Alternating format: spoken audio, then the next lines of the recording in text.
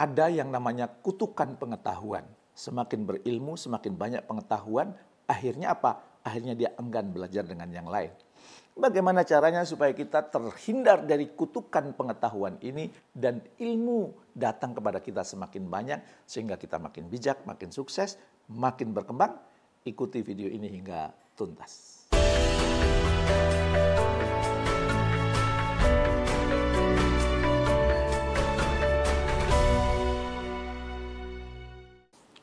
Salah satu trainer yang sedang saya kader, dia mengajukan pertanyaan kepada saya, "B, gimana caranya supaya kita tidak terjebak kepada jebakan pengetahuan, B?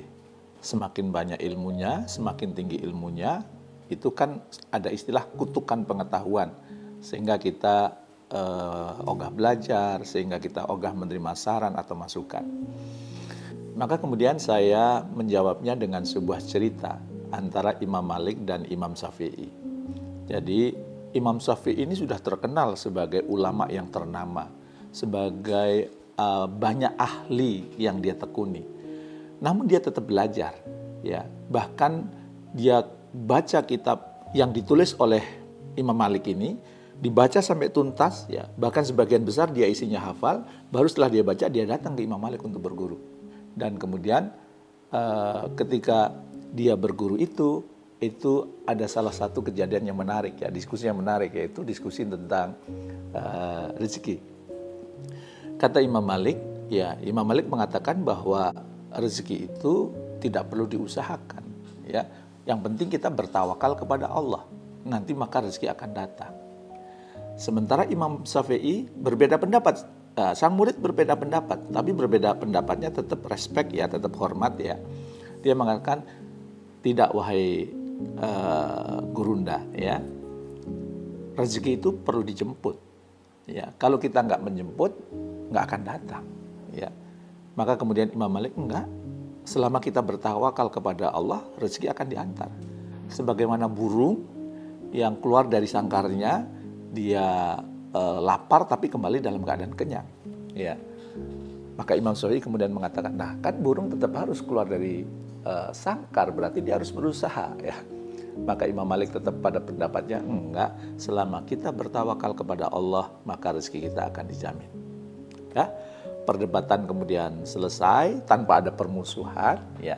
Dan suatu saat Imam Syafi'i itu sedang berjalan-jalan, tiba-tiba ada yang sedang panen anggur. Maka kemudian Imam Syafi'i menawarkan untuk membantu, ya. Dan sama sang pemilik kebun disetujui. Dan ketika selesai membantu, Imam Syafi'i ini kemudian diberikan anggur, ya. Dan kemudian setelah diberikan anggur, dia dalam hati, oke, akan saya buktikan kepada Imam Malik bahwa rezeki itu perlu dijemput, sebagaimana saya dapat anggur ini. Maka kemudian anggur itu dibawa ke tempat Imam Malik, ya, dicuci dulu, ya, dibersihkan dulu, ya. Dan ternyata Imam Malik sedang duduk santai di rumahnya, gitu, ya. Dan kemudian anggur itu dihidangkan Imam Syafi'i kepada Imam Malik. Dan begitu menghidangkan, Imam Syafi'i mengatakan, wahai guru, inilah bukti bahwa rezeki itu dijemput. Kalau saya nggak keluar menjemput rezeki ini, maka saya tidak dapat anggur ini. Maka rezeki itu dijemput. Maka Imam Malik mengatakan, tadi saya habis ngajar anak-anak, gitu, ya. Saya kemudian membatin dalam diri, wah ini kalau makan anggur enak juga, ya. Ternyata kamu datang menyajikan anggur tanpa saya harus berusaha, tanpa saya harus keluar dari rumah ini. Maka mereka berdua tertawa. Dan dari sini bisa kita simpulkan bahwa rezeki itu memang perlu dijemput, ya. Ada juga yang diantar. Maka dalam konteks ini saya sering mengatakan bahwa oke, kalau gitu kita gabungan saja. Ada rezeki yang memang kita jemput dengan bekerja, dengan berbisnis, ya, dengan melakukan aktivitas yang mendatangkan profit, gitu, ya. Tapi jangan lupa ada rezeki yang diantar. Kalau kita bertawakal, kalau kita bertakwa kepada Allah, kalau kita dekat sama Allah, maka dalam konteks ini saya selalu menggabungkan dua hal, yaitu aspek profesional, yuk kita kerja, yuk kita bisnis, ada aspek spiritual.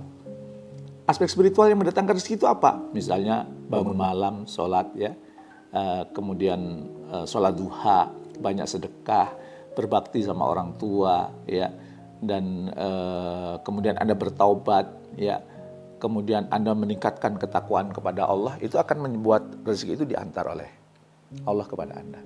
Jadi gabungkan rezeki diantar dan rezeki dijemput, insya Allah rezeki Anda berlipat. Nah, kembali ke konteks pertanyaan trainer yang sedang saya kader itu, akhirnya saya mengatakan, kenapa Imam Syafi'i mau belajar?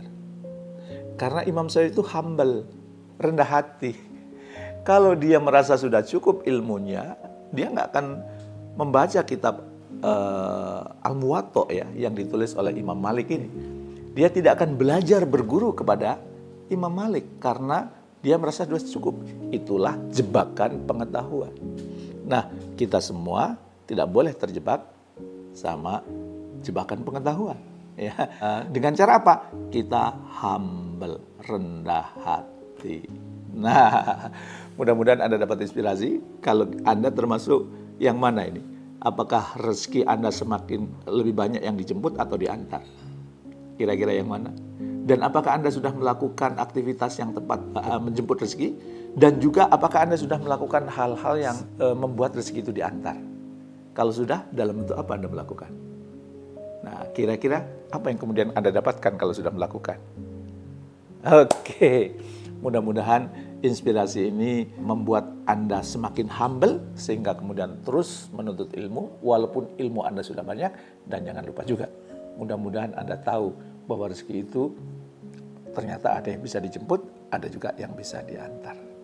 Oke, mudah-mudahan manfaat. Terima kasih. Assalamualaikum warahmatullahi wabarakatuh.